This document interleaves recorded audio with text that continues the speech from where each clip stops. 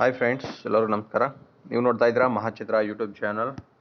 ಸ್ನೇಹಿತರೆ, ಈ ವಿಡಿಯೋನಲ್ಲಿ ನಾನು ನಿಮಗೆ ತಂದಿರ್ತಕ್ಕಂಥ ಮಾಹಿತಿ ಏನಪ್ಪ ಅಂತಂದರೆ ಇದೇ ಫೆಬ್ರವರಿ 18ನೇ ತಾರೀಕು ಈಗ ಸ್ಪರ್ಧಾತ್ಮಕ ಪರೀಕ್ಷೆಗಳಿಗೆ ಉಚಿತ ತರಬೇತಿಯನ್ನು ನೀಡೋದಕ್ಕೋಸ್ಕರ ಪ್ರವೇಶ ಪರೀಕ್ಷೆಯನ್ನು ನಡೆಸ್ತಾ ಇದ್ದಾರೆ.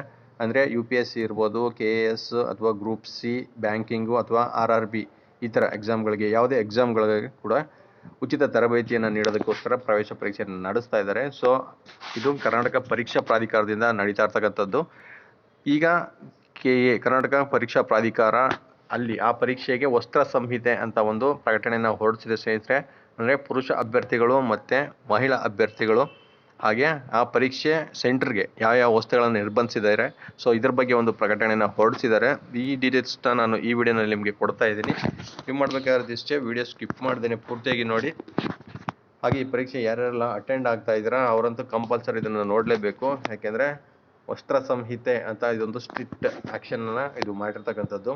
ನೋಡಿ, ಇದರಲ್ಲಿ ಪುರುಷ ಅಭ್ಯರ್ಥಿಗಳಿಗೆ ನೋಡಿ ದಿನಾಂಕ 18/2/2024 ನಡೆಯುವ UPSC, KS, SSC, RRB, banking, group C ಉಚಿತ ತರಬೇತಿ ಪ್ರವೇಶ ಪರೀಕ್ಷೆ ವಸ್ತ್ರ ಸಂಹಿತೆ ಈ ರೀತಿ ಇರುತ್ತೆ. ಮೊದಲಿಗೆ ನೋಡಿ, ಪುರುಷ ಅಭ್ಯರ್ಥಿಗಳ ವಸ್ತ್ರ ಸಂಹಿತೆ ಯಾವ ರೀತಿ ಇರುತ್ತೆ ಅಂದರೆ, ಪರೀಕ್ಷೆಯ ದಿನದಂದು ಪೂರ್ಣ ತೋಳಿನ ಶರ್ಟ್ಗಳನ್ನು ಅನುಮತಿಸಲಾಗುವುದಿಲ್ಲವಾದ್ದರಿಂದ ಪುರುಷ ಅಭ್ಯರ್ಥಿಗಳು ಅರ್ಧ ತೋಳಿನ ಶರ್ಟ್ಗಳನ್ನು ಧರಿಸುವುದನ್ನು ಖಚಿತಪಡಿಸಿಕೊಳ್ಳಬೇಕು. ಸಾಧ್ಯವಾದಷ್ಟು ಕಾಲರಹಿತ ಶರ್ಟ್ ಧರಿಸಲು ಆದ್ಯತೆ ನೀಡುವುದು. ಇದು ಮೊದಲನೇದು.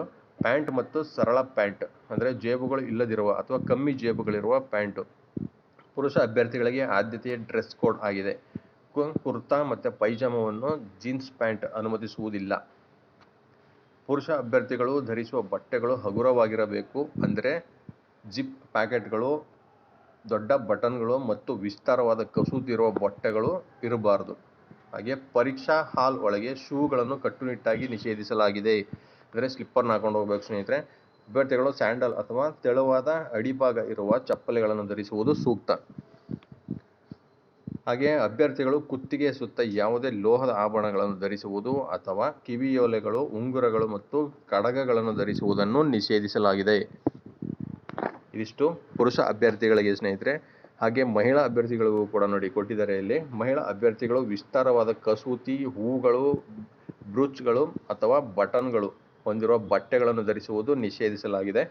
ಪರೀಕ್ಷೆಯ ದಿನದಂದು ಪೂರ್ಣ ತೋಳಿನ ಬಟ್ಟೆಗಳನ್ನು, ಜೀನ್ಸ್ ಪ್ಯಾಂಟ್ ಧರಿಸಬಾರದು. ಅದರ ಬದಲಾಗಿ ಅರ್ಧ ತೋಳಿನ ಬಟ್ಟೆಗಳನ್ನು ಅವರಿಗೆ ಮುಜುಗರವಾಗದಂತೆ ಮತ್ತು ನಾವು ಉಲ್ಲೇಖಿಸಿರುವ ನಿಯಮದಂತೆ ಧರಿಸುವಂತೆ ನಿರ್ದೇಶಿಸಲಾಗಿದೆ. ಇದು ಮಹಿಳಾ ಅಭ್ಯರ್ಥಿಗಳಿಗೆ.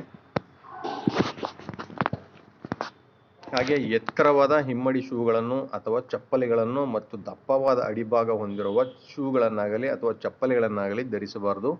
ತೆಳುವಾದ ಅಡಿಭಾಗ ಹೊಂದಿರುವ ಚಪ್ಪಲಿಗಳು ಧರಿಸುವುದು ಕಡ್ಡಾಯವಾಗಿದೆ. ಮಹಿಳಾ ಅಭ್ಯರ್ಥಿಗಳು ಯಾವುದೇ ರೀತಿಯ ಲೋಹದ ಆಭರಣಗಳನ್ನು ಧರಿಸುವುದನ್ನು ನಿಷೇಧಿಸಿದೆ. ಅಂದರೆ ಮಂಗಳಸೂತ್ರ ಮತ್ತು ಕಾಲುಂಗರವನ್ನು ಹೊರತುಪಡಿಸಿ ಅದೆರಡು ಬಿಟ್ಟು ಇನ್ಯಾವುದೇ ಆಭರಣವನ್ನು ಇವರು ಧರಿಸುವ ಹಾಗಿಲ್ಲ. ಸೊ ಹಾಗೆ ನಿಷೇಧಿತ ವಸ್ತುಗಳ ಪಟ್ಟಿಗಳನ್ನು ಕೂಡ ಕೊಟ್ಟಿದ್ದಾರೆ ನೋಡಿ. ಡ್ರೆಸ್ ಕೋಡನ್ನು ಅನುಸರಿಸುವುದರ ಜೊತೆಗೆ ಕೆಳಗೆ ಪಟ್ಟಿ ಮಾಡಲಾದ ಪರೀಕ್ಷಾ ಕೇಂದ್ರಕ್ಕೆ ಯಾವುದೇ ನಿಷೇಧಿತ ವಸ್ತುಗಳನ್ನು ತೆಗೆದುಕೊಂಡು ಹೋಗದಂತೆ ಅಭ್ಯರ್ಥಿಗಳು ಖಚಿತಪಡಿಸಿಕೊಳ್ಳಬೇಕು. ಅದರಲ್ಲಿ ಎಲೆಕ್ಟ್ರಾನಿಕ್ ವಸ್ತುಗಳು, ಮೊಬೈಲ್ ಫೋನ್ಗಳು, ಪೆನ್ ಡ್ರೈವ್ಗಳು, ಇಯರ್ಫೋನ್ಗಳು, ಮೈಕ್ರೋಫೋನ್ಗಳು, ಬ್ಲೂಟೂತ್ ಸಾಧನಗಳು ಮತ್ತು ಕೈ ಗಡಿಯಾರಗಳನ್ನು ಪರೀಕ್ಷಾ ಕೊಠಡಿಯೊಳಗೆ ಅನುಮತಿಸುವುದಿಲ್ಲ. ತಿನ್ನಬಹುದಾದ ಪದಾರ್ಥಗಳನ್ನು ಪರೀಕ್ಷಾ ಕೊಠಡಿಯೊಳಗೆ ತರುವುದನ್ನು ಹಾಗೂ ತಿನ್ನುವುದನ್ನು ನಿಷೇಧಿಸಲಾಗಿದೆ. ಕುಡಿಯುವ ನೀರಿನ ಬಾಟಲಿಗೂ ಸಹ ಅನುಮತಿ ಇರುವುದಿಲ್ಲ. ಪರೀಕ್ಷಾ ಕೇಂದ್ರದಲ್ಲಿಯೇ ಕುಡಿಯುವ ನೀರಿನ ವ್ಯವಸ್ಥೆ ಕಲ್ಪಿಸಿಕೊಡಲಾಗುವುದು. ಪೆನ್ಸಿಲ್, ಪೇಪರ್, ಎರೇಸರ್, ಜಾಮಿಟ್ರಿ ಬಾಕ್ಸ್ಗಳು ಮತ್ತು ಲಾಗ್ ಟೇಬಲ್ಗಳನ್ನು ಪರೀಕ್ಷಾ ಕೇಂದ್ರದೊಳಗೆ ತರುವಂತಿಲ್ಲ. ತಲೆಯ ಮೇಲೆ ಟೋಪಿ, ಹ್ಯಾಟ್ ಧರಿಸಬಾರದು. ಯಾವುದೇ ರೀತಿಯ ಮಾಸ್ಕ್ ಅನ್ನು ಧರಿಸುವಂತಿಲ್ಲ. ಪರೀಕ್ಷೆಯ ದಿನದಂದು ಈ ಕೆಳಗಿನ ವಸ್ತುಗಳನ್ನು ಮಾತ್ರ ತರಲು ಅನುಮತಿಸಲಾಗಿದೆ. ಪ್ರವೇಶ ಪತ್ರವನ್ನು ಎಲ್ಲ ಅಭ್ಯರ್ಥಿಗಳು ಕಡ್ಡಾಯವಾಗಿ ತರುವುದು. ಸರ್ಕಾರದಿಂದ ಮಾನ್ಯವಾದ ಫೋಟೋ ಗುರುತಿನ ಚೀಟಿಯನ್ನು ತರುವುದು ಕಡ್ಡಾಯಗೊಳಿಸಲಾಗಿದೆ. ಪರೀಕ್ಷೆಯ ಕೊನೆಯ ಬೆಲ್ ಆಗುವವರೆಗೂ ಅಭ್ಯರ್ಥಿಗಳು ಪರೀಕ್ಷಾ ಕೊಠಡಿಯಿಂದ ಹೊರಗೆ ಹೋಗಲು ಅನುಮತಿ ಇರುವುದಿಲ್ಲ. ಮೇಲೆ ಹೇಳಲಾಗಿರುವ KEA ನಿಯಮಗಳನ್ನು ಅಭ್ಯರ್ಥಿಗಳು ಕಡ್ಡಾಯವಾಗಿ ಪಾಲಿಸತಕ್ಕದ್ದು. ಇಲ್ಲವಾದಲ್ಲಿ ನಿಯಮಾನುಸಾರ ಅಭ್ಯರ್ಥಿಗಳ ಮೇಲೆ ಕಠಿಣ ಕ್ರಮವನ್ನು ಜರುಗಿಸಲಾಗುವುದು. ನೋಡಿ ಸ್ನೇಹಿತರೆ, ತುಂಬ ಸ್ಟ್ರಿಕ್ಟಾಗಿ ಮಾಡ್ತಾ ಇದ್ದಾರೆ. ಸೊ ಅಲ್ಲಿಗೆ ನೀವು ನಿಮ್ಮದು ಹಾಲ್ ಟಿಕೆಟು ಮತ್ತು ನೋಡಿ ಒಂದು ಗುರುತಿನ ಚೀಟಿ, ಫೋಟೋ ಇರ್ತಕ್ಕಂಥ ಒಂದು ಗುರುತಿನ ಚೀಟಿ ಮತ್ತು ಒಂದು ಪೆನ್ನು ಪೆನ್ನನ್ನು ಕೂಡ ಇಲ್ಲಿ ಅನುಮತಿ ನೀಡಿಲ್ಲ ಸ್ನೇಹಿತರೆ. ಮೋಸ್ಟ್ಲಿ ನಿಮ್ಮ ಎಕ್ಸಾಮ್ ಸೆಂಟ್ರಲ್ಲೇ ಕೊಡ್ಬೋದು ಪೆನ್ನನ್ನು ಕೂಡ. ನೀವು ಅಷ್ಟನ್ನು ಮಾತ್ರ ತೊಗೊಂಡು ಹೋಗಬೇಕು. ಅಷ್ಟು ಕಟ್ಟುನಿಟ್ಟಾಗಿ ಈಗ ನಿಯಮವನ್ನು ಮಾಡಿದ್ದಾರೆ ಸ್ನೇಹಿತರೆ. ಸೊ ಇದಿಷ್ಟನ್ನು ನೀವು ನೋಡ್ಕೊಂಡು ಹೋಗಲೇಬೇಕು. ಕೈ ಗಡಿಯಾರವನ್ನು ಕೂಡ ನೀವು ಕಟ್ಕೊಳ್ಳೋ ಹಾಗಿಲ್ಲ. ನೀರಿನ ಬಾಟ್ಲಿನೂ ಕೂಡ ನೀವು ಕಟ್ಕೊಂಡು ಹೋಗೋಂಗಿಲ್ಲ. ಇನ್ ಕೇಸ್ ಯಾರಿಗಾರು ಹುಷಾರು ಇಲ್ಲ ಅಂತಂದರೆ ಅಂಥವ್ರು ಅಲ್ಲಿ ಪರ್ಮಿಷನ್ ತೊಗೊಂಡೋಗ್ಬೇಕಾಗತ್ತೆ. ಸೊ ಯಾವುದಕ್ಕೂ ನೀವು ಅಲ್ಲಿ ಇರ್ತಕ್ಕಂಥ ಅಟೆಂಡರ್ಗಳನ್ನು ಅಥವಾ ಎಕ್ಸಾಮ್ ಸೆಂಟರ್ ಕಂಟ್ರೋಲರ್ಗಳನ್ನು ವಿಚಾರಿಸಿ ಮುಂದುವರಿಯೋದು ಒಳ್ಳೆಯದು ಸ್ನೇಹಿತರೆ. ಸೊ ಇದಿಷ್ಟು ಇವತ್ತಿನ ಮಾಹಿತಿ. ವಿಡಿಯೋ ನಿಮ್ಗೆ ಇಷ್ಟ ಆಗಿದೆ ಲೈಕ್ ಮಾಡಿ ಮತ್ತು ಶೇರ್ ಮಾಡಿ. ಮತ್ತೆ ಮುಂದಿನ ವಿಡಿಯೋಲಿ ನಾನು ನಿಮ್ಮನ್ನ ಭೇಟಿ ಮಾಡ್ತೇನೆ. ನಮಸ್ಕಾರ.